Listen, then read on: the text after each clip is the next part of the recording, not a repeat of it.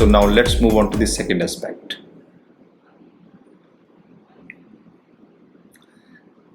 Second is the probable questions that you might be having. So I will just rush through these questions because I know I am going to answer all these questions in my baby basic course, or probably in some other course that you might be getting as a bundle. Or if at all you do not find answers, you can just put your questions in the comment box. I will be more than happy to help you. I'm there to help you, don't worry. So first, how much should I feed my newborn baby? These are the questions that might be popping up in your mind that you want clarification about from your doctor. And I know doctor is the best and the trusted guide to you always. So how to swaddle my baby? How can I make sure my baby is sleeping very well? What are the sleep patterns of my baby? Are they normal? Can you recommend, you would ask for a recommendation for a lactation consultant and nutritionist for you, which I will be giving you as a package if you have bought my new parents blueprint. I would be giving you this and you can avail and get value out of it. So what should I expect in my baby's diaper? How to differentiate between wet and dry diapers? How to diaper? How should I manage the wet diapers and the poopy diapers? So how do I care for my baby's umbilical cord? And how should I bathe my baby for the first time and subsequently? So all these questions, if at all you have to put them forward to your pediatric doctor. If you are not getting answers out of this course, you probably might be having some doubts. You need some clarifications that you can get from your pediatric doctor. So you must note down all the questions and queries that you are going to put forward to your doctor, because at that point of time, sometimes you just go blank in that environment, and when you come back home, you realize that so many questions you have missed. So it's better to write them down. Let's move on to the third, the most important and my favorite aspect. Pro tips to ensure that this visit goes very well.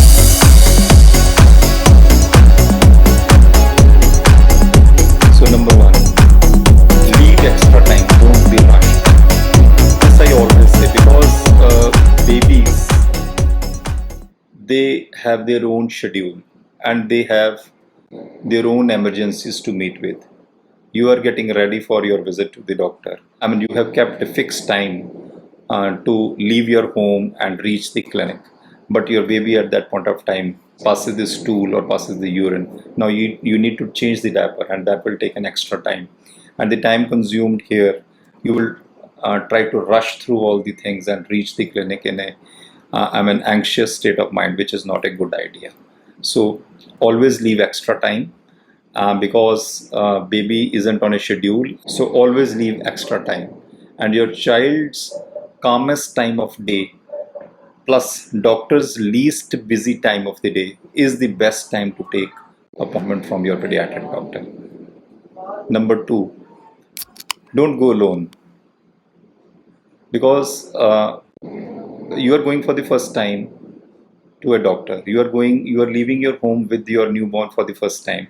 You never know what sort of help, what sort of support you might be needing through this visit. So always take somebody along. Take your partner along, take your mother along, somebody to support you, to help you. You have to go there, you have to pick up all the bags and all the paraphernalia that you want your baby to have while you are just getting out of your home for the first time.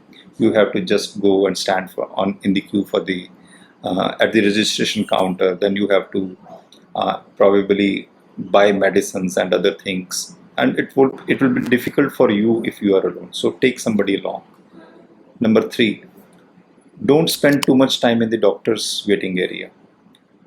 It's better to have appointments from the doctor, and ask the doctor if he has some separate slots for examining newborn babies. By doing so, he probably will be giving you an appropriate time and space to stay in the environment where all the babies are newborn babies, and that is called a well baby clinic, where the chances of getting infections from other children in the clinic are very, very less. So try to spend the least time in the waiting area if the doctor is having a common time for the sick and the newborn babies. So talk to your pediatrician about you. There are a few questions and queries that your doctor might not ask you. Probably you say that your baby is not able to, you are not able to feed your baby well, and at the same time you are having a sore nipple. So that brings a good correlation for the doctor to understand your baby is not able to, or you are not able to feed your baby just because you have a sore nipple. So maybe you are getting anxious about the other circumstances or just taking care of your baby that directly affects your breastfeed secretions, and you might be secreting less of milk and your baby might be going hungry.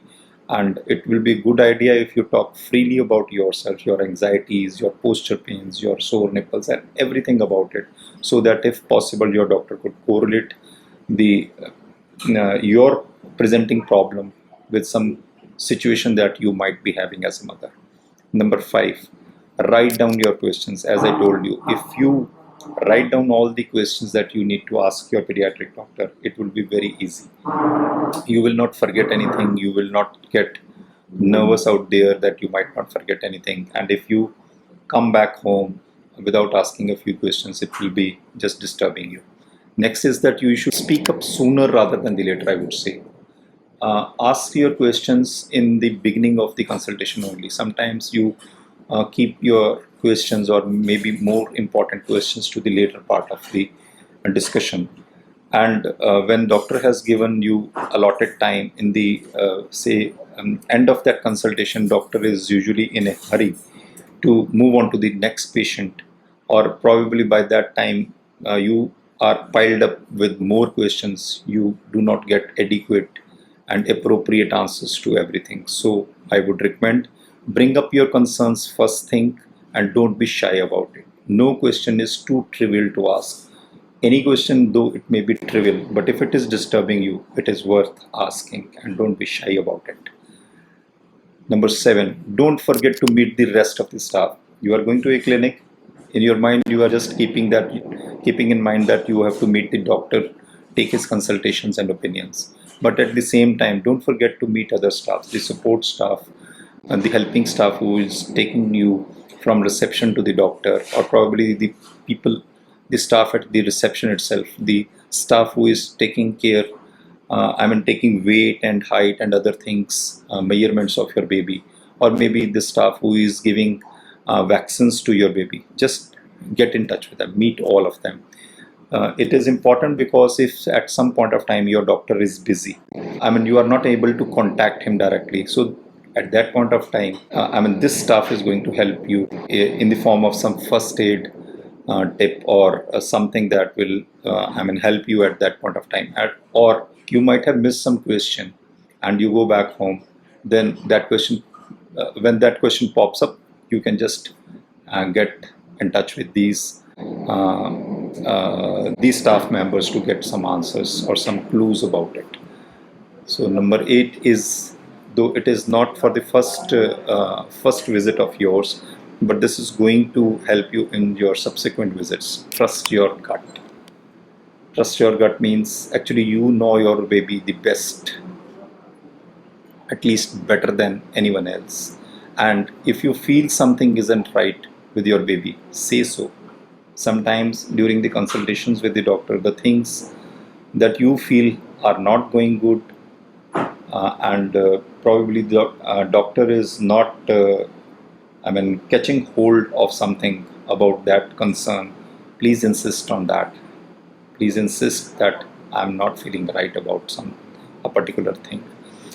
A parent's intuition is often keener than the most sophisticated diagnostic tool, it is said, and a good doctor will always appreciate it.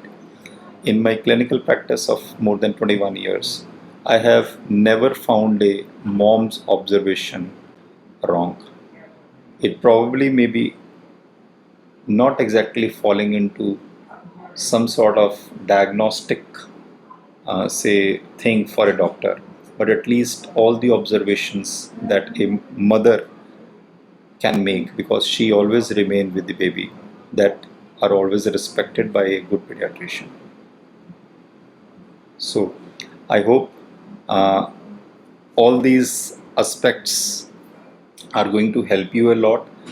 This video is actually my favorite video to share with new parents and new moms, because what I have seen with my experience is that the most comforting visit to a pediatrician's clinic is getting answers to everything that you have come up with. So wish you good luck, and if you have more questions, more doubts, please write in the comments box below. I will be more than happy to help you. Thank you.